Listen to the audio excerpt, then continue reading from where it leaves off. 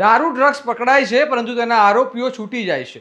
આવી વાતો તમે ઘણી સાંભળી હશે, પરંતુ ભાવનગરમાં કોર્ટે આ મામલે એક મહત્વપૂર્ણ ચુકાદો આપ્યો છે, જેનાથી હવે આવા અસામાજિક તત્વો અને નશાનો વેપાર કરનારાઓમાં ફફડાટ જોવા મળી રહ્યો છે। પરંતુ સામે આવેલા દ્રશ્યો જોતા લાગે છે કે આવા ગુનેગારોને હવે જેલનો કોઈ ડર જ રહ્યો નથી। કોર્ટમાંથી જ્યારે તે ગુનેગારોને જેલ ભેગા કરવામાં આવી રહ્યા હતા, તે સમયે તેમના મોઢા પર દેખાતું અટહાસ્ય કાયદાથી ન ડરવાની માનસિકતાની ચાડી ખાઈ રહ્યું છે। શું છે સમગ્ર મામલો? આવો વિગતે વાત કરીએ આ અહેવાલમાં। નમસ્કાર, હું ચિરાગ વર્ષાબેન, આપ જોઈ રહ્યા છો સ્વમાન। ભાવનગર જિલ્લામાં વર્ષ 2024 દરમિયાન નોંધાયેલા એમડી ડ્રગ્સ કેસમાં જિલ્લા સેશન્સ કોર્ટે એક મહત્વપૂર્ણ અને ઐતિહાસિક ચુકાદો આપ્યો છે।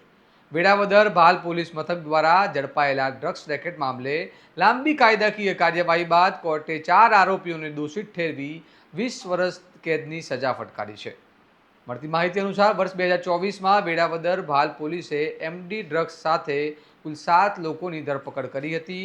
ત્યારબાદ સમગ્ર મામલો જિલ્લા કોર્ટમાં ચાલ્યો અને કેસ દરમિયાન સરકારી વકીલ દ્વારા રજૂ કરાયેલા દસ્તાવેજી પુરાવા, સાક્ષીઓના નિવેદનો અને તપાસના આધારે કોર્ટે 4 આરોપીઓ સામેના આરોપોને સાબિત માન્યા છે અને કોર્ટ દ્વારા દોષિત જાહેર કરાયેલા આરોપીઓમાં તૌફિક અહેમદ મંસૂરી, એજાજ ઉર્ફે બાદશાહ મંસૂરી, અલ્ફાત સાહિલ ગૌરી અને હુસૈન ઉર્ફે ટાઈગર અખ્તર કલીવાળાનો સમાવેશ થાય છે। ચારેય આરોપીઓને એનડીપીએસ એક્ટ હેઠળ ગંભીર ગુનામાં દોષિત ઠેરવીને 20 વર્ષની સખત કેદની સજા ફટકારવામાં આવી છે।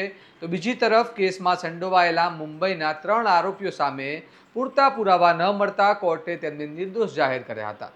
ચુકાદો જાહેર થતાં જ કોર્ટ પરિસરમાં ભારે ચહલપહલ જોવા મળી। સજા પામેલા આરોપીઓના પરિવારજનો મોટી સંખ્યામાં કોર્ટ ખાતે પહોંચ્યા હતા અને સંવેદનશીલ કેસને ધ્યાનમાં રાખીને પોલીસ દ્વારા ચુસ્ત બંદોબસ્ત ગોઠવવામાં આવ્યો હતો। ચુકાદા બાદ તમામ દોષિત આરોપીઓને કડક પોલીસ સુરક્ષા વચ્ચે કોર્ટમાંથી બહાર કાઢી ભાવનગર જિલ્લા જેલ ખાતે ખસેડવામાં આવ્યા હતા। કાયદો અને વ્યવસ્થાની સ્થિતિ જળવાઈ રહે તે માટે પોલીસ તંત્ર સતત સતર્ક રહ્યું હતું અને ડ્રગ્સ સામેની લડતમાં આ ચુકાદાને મહત્વપૂર્ણ ગણવામાં આવી રહ્યો છે। કાનૂની નિષ્ણાંતોના મતે એનડીપીએસ એક્ટ હેઠળ આપવામાં આવેલી આ કડક સજા નશીલા પદાર્થોના ગેરકાયદેસર વેપારમાં સંડોવાયેલા તત્વો માટે કડક સંદેશ સમાન છે। ભાવનગર જિલ્લામાં ડ્રગ્સ વિરોધી અભિયાન માટે પણ આ ચુકાદો એક મહત્વપૂર્ણ મિસાલ બની રહ્યો છે। તમારું આ મામલે શું કહેવું છે? અમને કમેન્ટમાં જણાવો અને આ પ્રકારના વિશ્લેષણવાળા અહેવાલો માટે તમારા સ્વમાનને લાઇક, શેર અને સબસ્ક્રાઇબ કરવાનું ભૂલતા નહીં। નમસ્કાર।